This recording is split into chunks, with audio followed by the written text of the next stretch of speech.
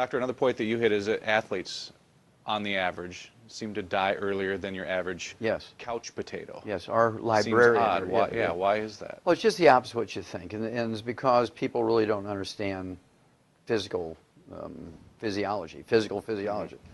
And that is this. With the exception of the 3 black guys from the old Negro Baseball League back in the 1920s, there's never been a professional athlete lived to be 100. Now that should begin to give you clues, red flags. Now these guys are getting paid to train and work out. They're getting the best food, the best trainers, personal physicians, team physicians. I mean, they have it all, right? They're being paid to work out, and they get the best. But yet the average lifespan, when you take all sports, is 62.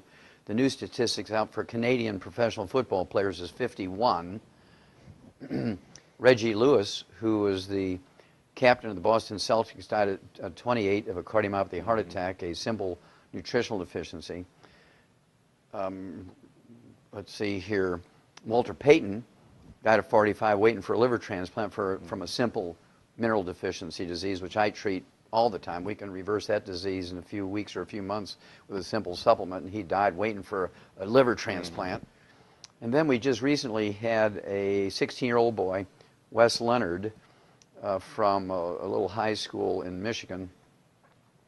There were 2 teams fighting for the last slot in the playoffs to be the state champions. This just happened a couple of months ago. Yep.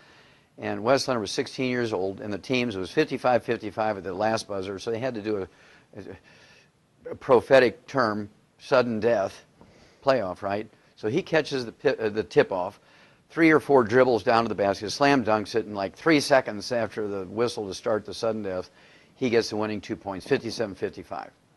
His teammates are lifting him up because they're so excited, and he drops dead of a cardiomyopathy heart attack. The same thing that Reggie Lewis did, 17 years earlier.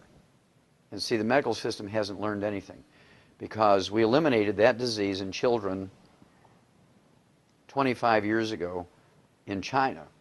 In China, these cardiomyopathy heart disease that these athletes die from is called Kishan disease. It's one province doesn't have the selenium in the soil there.